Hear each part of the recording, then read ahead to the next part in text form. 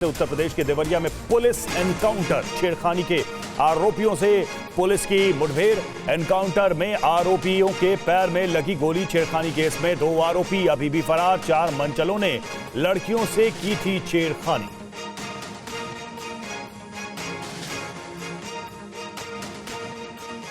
Encounter में आरोपियों के पैर में लगी है गोली। लड़कियों से छेड़खानी का यह मामला, 2 आरोपी अभी भी फरार चल रहे हैं। तो यूपी के देवरिया में पुलिस का ये एक्शन हुआ है। छेड़खानी के आरोपियों से पुलिस का एनकाउंटर में आरोपियों के पैर में गोली लगी है और 4 मनचलों ने लड़कियों से छेड़खानी की थी। इस मामले में इन सब की तलाश थी। इस दौरान ये बड़ी कार्रवाई पुलिस की तरफ से।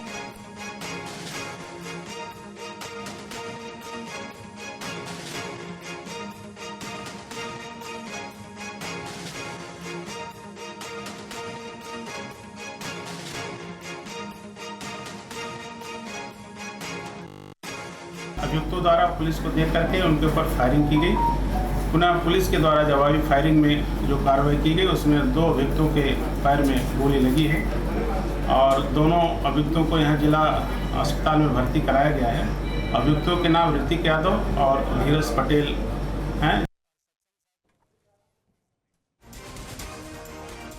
तो छेड़खानी के मामले में इन सब की तलाश थी और देखिए पुलिस के साथ आमना सामना हुआ। 2 के पैर में गोली लगी है।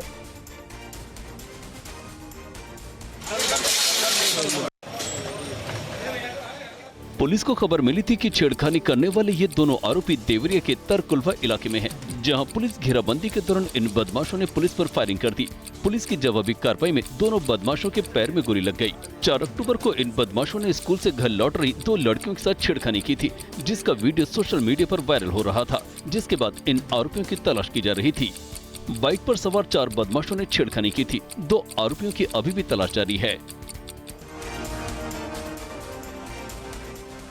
यूपी के बहराइच में तेंदुए का हमला हुआ है। खेत से लौटते वक्त 2 बच्चों पर तेंदुए ने हमला किया। स्थानीय लोगों ने बच्चों की जान बचाई है। कुछ दिन पहले पकड़े गए थे 3 तेंदुए।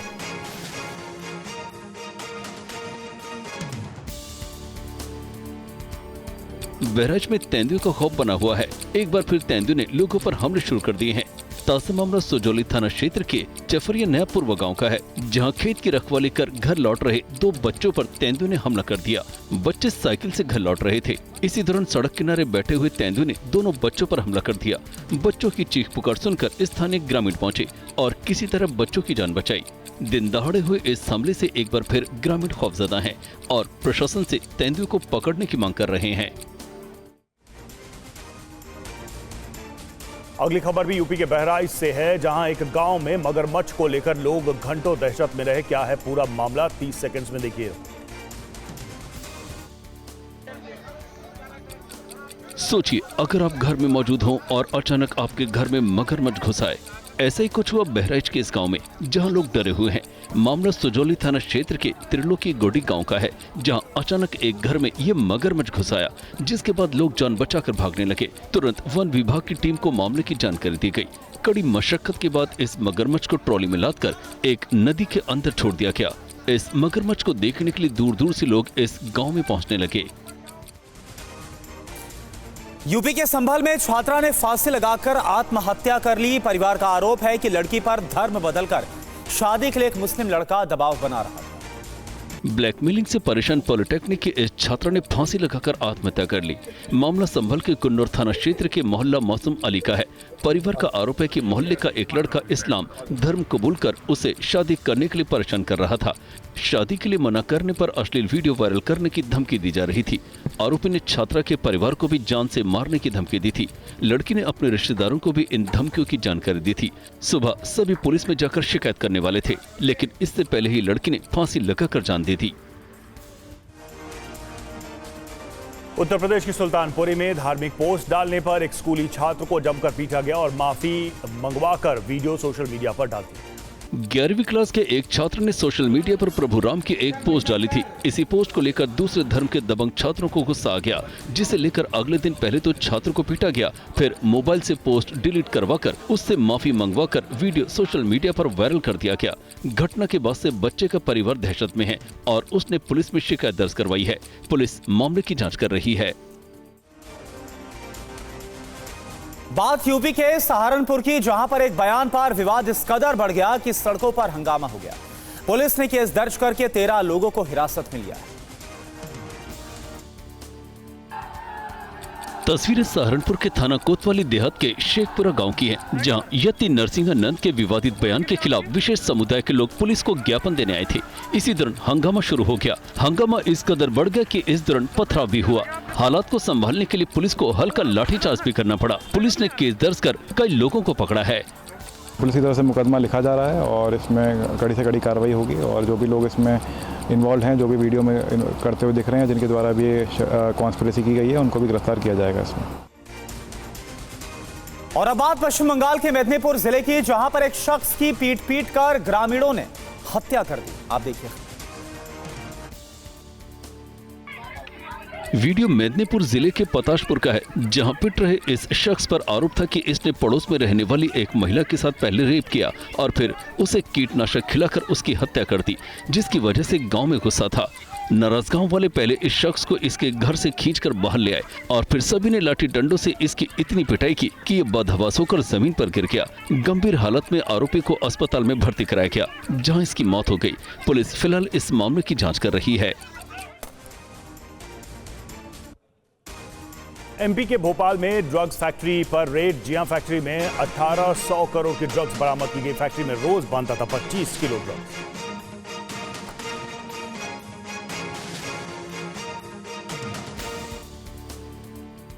गुजरात एटीएस और एनसीबी ने मिलकर भोपाल के इंडस्ट्रियल एरिया बागरूता की इस फैक्ट्री पर छापा मारा, जहां से एमडी ड्रग्स की बड़ी खेप को बरामद किया गया। गुजरात के सूरत में पकड़े गए आरोपियों से मिली जानकारी के बाद भोपाल में छापेमारी के इस कार्रवाई को अंजाम दिया गया था। यहां से 2 आरोपियों को भी गिरफ्तार किया गया है। 6 महीने पहले आरोपियों ने फैक्ट्री किराए पर ली थी। फैक्ट्री में करीब 25 किलो एमडी ड्रग्स रोज बनाई जाती थी।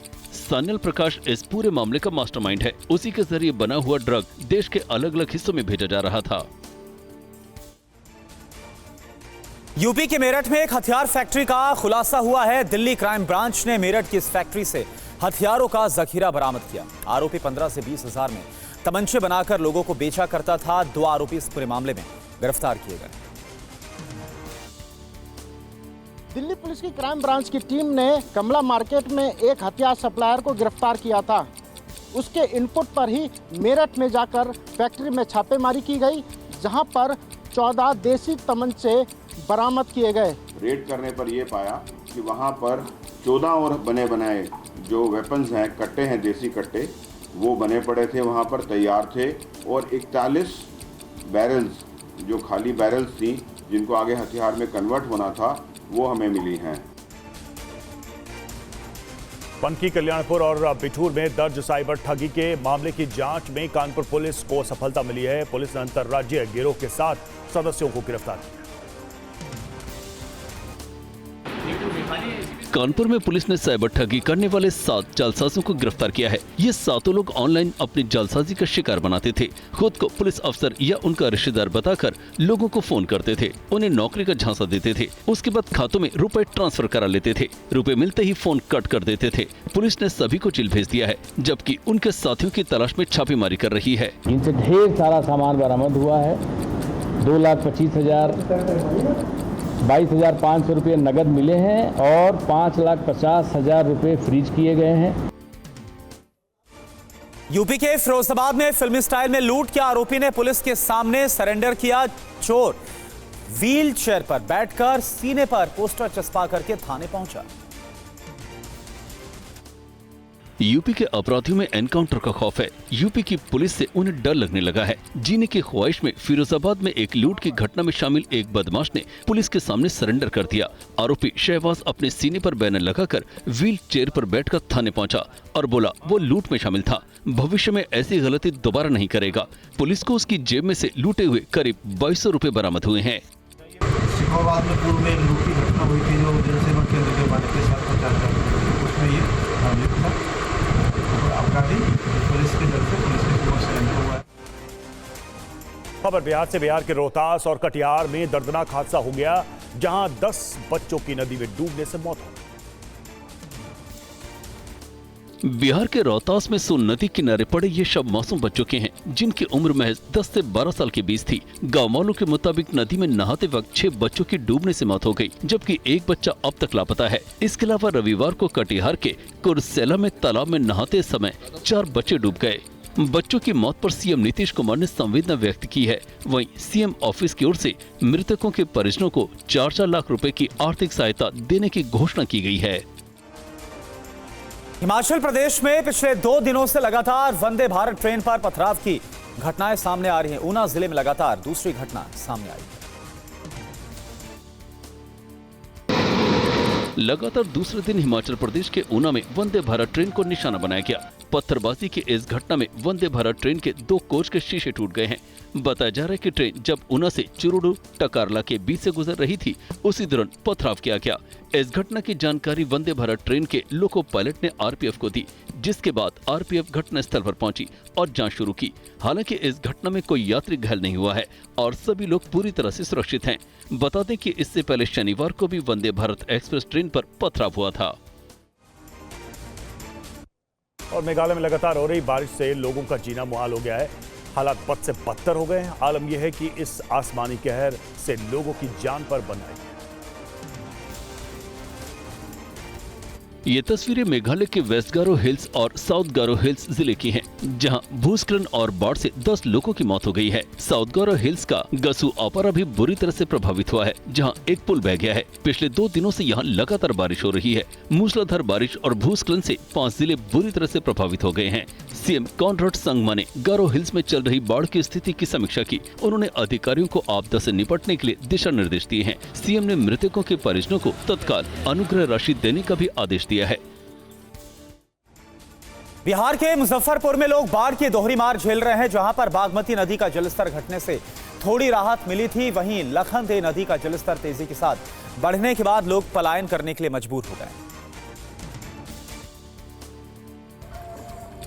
बिहार के मुजफ्फरपुर में बाढ़ पीड़ितों की मुश्किलें बढ़ गई हैं। लखनदेई नदी का जलस्तर तेजी से बढ़ रहा है, जिससे इलाके के निचले हिस्से एक बार फिर बाढ़ की चपेट में आ गए हैं। लोग अपने घरों को छोड़कर सुरक्षित स्थानों पर जाने को मजबूर हो रहे हैं। वहीं कई परिवारों ने सड़कों पर पनाह ले रखी है। बाढ़ के चलते लोगों को अपने जीवन के लिए संघर्ष करना पड़ रहा है। अवस्था हम सुतल रही, हमारा पानी आ गया, घर में सब चीज भीज गया। देखली उठली तो देखली जब पानी है, हम घर से बच्चा सबके लेकर निकल गई बाहर, आया के या रोड पर बैठ गई। पश्चिम बंगाल में स्कूली छात्रा की रेप के बाद हत्या मामले में कोर्ट ने दोबारा पोस्टमार्टम कराने का आदेश दिया है। पश्चिम बंगाल के दक्षिण 24 परगना जिले में 5 अक्टूबर को उस वक्त 10 साल की बच्ची की हत्या कर दी गई थी, जब वो ट्यूशन पढ़कर घर लौट रही थी। आरोपी की बच्चे के साथ पहले सामूहिक बलात्कार किया गया और फिर उसकी हत्या कर दी गई। बच्ची की माता पिता की याचिका पर सुनवाई करते हुए कोलकाता हाई कोर्ट ने बच्ची का दोबारा पोस्टमार्टम कराने का आदेश दिया है, जो कल्याणी एम्स में होगा। स्कूली छात्रा का शव अभी कांटापुकर शवगृह में रखा गया है, जहाँ पहला पोस्टमार्टम किया गया था। हत्याकांड को लेकर अभी एक शख्स को गिरफ्तार किया गया है। बंगाल में एक बार फिर से विरोध प्रदर्शन का सिलसिला शुरू हो गया है। 2 अलग अलग रेप मर्डर केसेस को लेकर लोग काफी आक्रोशित हैं। आप देखिए रिपोर्ट। तस्वीरें पश्चिम बंगाल के दक्षिण 24 परगना की हैं, जहां बड़ी संख्या में स्थानीय लोगों ने सड़कों पर उतरकर गुस्से का इजहार किया। 2 दिन पहले एक 10 साल की स्कूली बच्ची की रेप के बाद हत्या से लोग गुस्से में हैं और वो बंगाल सरकार से दोषियों के खिलाफ सख्त एक्शन की मांग कर रहे हैं। दूसरी तस्वीर कोलकाता से है, जहां जूनियर डॉक्टर एक बार फिर हड़ताल पर हैं। जूनियर डॉक्टर स्वास्थ्य सचिव को हटाने की मांग पर अड़े हैं। इन डॉक्टरों का दावा है कि पश्चिम बंगाल सरकार उनकी मांगों को पूरा करने में विफल रही है। चेन्नई के मरीना बीच पर इंडियन एयरफोर्स के शो में बड़ा हादसा हो गया। भारी भीड़ के बीच 5 लोगों की मौत हो गई। रविवार को भारी उमस के बीच हजारों की संख्या में लोग चेन्नई के मरीना बीच पर इंडियन एयरफोर्स का शो देखने पहुंचे थे, जहां लोगों ने राफेल सहित भारतीय वायुसेना के कई लड़ाकू विमानों के रण कौशल का भरपूर आनंद उठाया। इसी बीच भारी भीड़ के चलते डिहाइड्रेशन से 5 लोगों की मौत हो गई, जबकि 200 से ज्यादा लोग बेहोश हो गए। घटनास्थल पर पहुंची आपातकालीन सेवाओं ने तुरंत बचाव कार्य शुरू किया। कई लोगों को प्राथमिक उपचार दिया गया और कई लोगों को चेन्नई के अस्पताल में भर्ती कराया गया। कल हरियाणा और जम्मू कश्मीर विधानसभा चुनाव के नतीजे आने जा रहे हैं, जिसको लेकर सुरक्षा के कड़े इंतजाम किए गए। सुबह 8 बजे से वोटों की काउंटिंग शुरू हो जाएगी, जिसके कुछ समय बाद से ही रुझान और फिर रिजल्ट आने शुरू हो जाएंगे। दोनों ही राज्यों में विधानसभा की 90 सीटें हैं। हरियाणा में बीजेपी को तीसरी बार सरकार बनने की उम्मीद है, तो वहीं कांग्रेस भी 10 साल बाद सत्ता में वापसी का दावा कर रही है। कल कांग्रेस अध्यक्ष मल्लिकार्जुन खड़गे भी दोनों राज्यों में वोटों की गिनती को लेकर एक मीटिंग करने जा रहे हैं। वहीं 2019 में आर्टिकल 370 हटाए जाने के बाद जम्मू और कश्मीर में ये पहला चुनाव है जिस पर सभी की निगाहें टिकी हैं। जलवायु कार्यकर्ता सोनम वांगचुक को दिल्ली पुलिस से जंतर मंतर पर आंदोलन की इजाजत नहीं मिली है और इसके बाद सोनम अब लद्दाख भवन के बाहर अनशन पर बैठ गए। लद्दाख के पर्यावरण कार्यकर्ता सोनम वांगचुक ने शांतिपूर्ण भूख हड़ताल करने के लिए जगह न देने के लिए आरोप लगाए हैं। उन्होंने कहा कि हम ऐसी जगह ढूंढ रहे थे जहां हम अपनी शांतिपूर्ण भूख हड़ताल कर सके, लेकिन जगह नहीं दी गई। ऐसे में हमारे पास लद्दाख भवन से भूख हड़ताल शुरू करने के अलावा कोई विकल्प नहीं था। सोनम वांगचुक और उनके साथी लद्दाख भवन के मेन गेट के सामने धरने पर बैठ गए हैं। बता दें कि सोनम वांगचुक लद्दाख को 6ठी अनुसूची में शामिल करने समेत विभिन्न मांगों को लेकर दिल्ली में प्रदर्शन कर रहे हैं। जम्मू कश्मीर के कुछ जगहों पर बर्फबारी हुई है और इसकी वजह से मौसम सुहावना हो गया। दिल छू लेने वाली ये तस्वीर गुलमर्ग से आई है। यहाँ आप जहां नजर घुमाएंगे आपको बर्फ ही बर्फ नजर आएगी। गुलमर्ग के ऊंचाई वाले इलाकों में 2 से 3 इंच बर्फबारी हुई है, जिसकी वजह से हर तरफ बर्फ जमी हुई है। पीर पंजाल रेंज और अपर पाट पहाड़ियों की ऊंची चोटियों पर रात के दौरान हल्की बर्फबारी दर्ज की गई। इसे सर्दियों की जल्द शुरुआत के रूप में भी देखा जा रहा है। सर्दियों के दिनों में इन इलाकों में भारी बर्फबारी होती है, जिसे देखने के लिए बड़ी संख्या में पर्यटक यहाँ आते हैं। पाकिस्तान में कराची एयरपोर्ट के पास धमाका, बलूचिस्तान लिबरेशन आर्मी ने ली जिम्मेदारी। धमाके में एक की मौत, पुलिसकर्मियों समेत 10 घायल।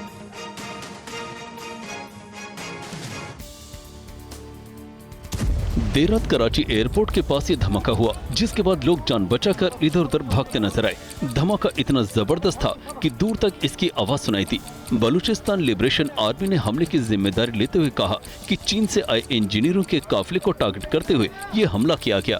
धमाके से कुछ देर पहले ही 40 चीनी नागरिकों को लेकर एक फ्लाइट बीजिंग से कराची एयरपोर्ट पहुंची थी। धमाके वाली जगह के आसपास मौजूद कई गाड़ियों में भीषण आग लग गई। हमले में 4 पुलिसकर्मियों समेत कई लोग घायल हैं। कई घायलों की हालत बेहद गंभीर बनी हुई है। विवादित इस्लामी उपदेशक जाकिर नाइक एक बार फिर से सुर्खियों में है। एक बार फिर उसने कुछ ऐसा कह दिया कि हर तरफ उसकी आलोचना हो रही है।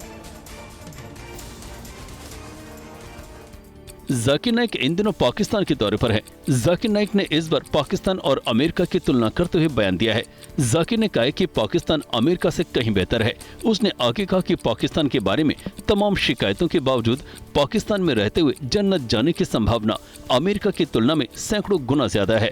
कहा जा रहा है कि जाकिर नाइक शहबाज सरकार के निमंत्रण पर पाकिस्तान पहुंचा है। भारत के वांटेड भगोड़े जाकिर नाइक का पाकिस्तान सरकार दिल खोलकर स्वागत कर रही है, जिसकी भारत सरकार ने आलोचना की है। और उत्तर प्रदेश के रायबरेली में ट्रेन डिरेल करने की साजिश नाकाम। रेलवे ट्रैक पर भारी मात्रा में मिली मिट्टी, ड्राइवर की सूझबूझ से टला ट्रेन हादसा। ड्राइवर ने इमरजेंसी ब्रेक लगाकर ट्रेन को रोका। पूरे मामले की रेलवे जांच कर रहा है। कुमार कुंदन हमारे साथ फोन लाइन पर इस वक्त हमारे संवाददाता जुड़ चुके हैं। कुमार, क्या जानकारी मिल रही है? एक और मामला रेल दुर्घटना की साजिश की आशंका से जुड़ा हुआ। देखिए, ये घटना कल शाम की है। 7:55 पर रायबरेली के रघुराज सिंह स्टेशन की रेलवे क्रॉसिंग पर रविवार की शाम को 7:55 पर अचानक एक अज्ञात डंपर रेलवे ट्रैक पर मिट्टी डालकर भाग गया। अब ये समझ में नहीं आ रहा है कि आखिर डंपर के ड्राइवर ने ऐसा किया क्यों। जो आई विटनेस है उनके हिसाब से गंगा एक्सप्रेस में मिट्टी भराई का काम किया जा रहा है और उसी काम में लगे एक डंपर ने ट्रैक पर मिट्टी डाली और उसके बाद जो है वो हीरो की तरफ जो है दूसरी जगह उसकी तरफ भाग गया और उसी समय पे रघुराज सिंह शटल ट्रेन 04251 आ गई। गनीमत ये रही कि ड्राइवर व क्षेत्रीय लोगों की सूझबूझ से कोई बड़ा हादसा नहीं हुआ। गेटमैन शिवेंद्र प्रताप सिंह ने बताया कि ट्रेन रघुराज सिंह स्टेशन के आउटर पर जा चुकी थी, इसलिए रफ्तार थोड़ी कम थी और इसलिए एक तरह से कि ड्राइवर ने जब ब्रेक लगाई तो सारा कुछ रुक गया और सब कुछ इमरजेंसी ब्रेक लगाने की वजह से एक तरह से हादसा जो है टल।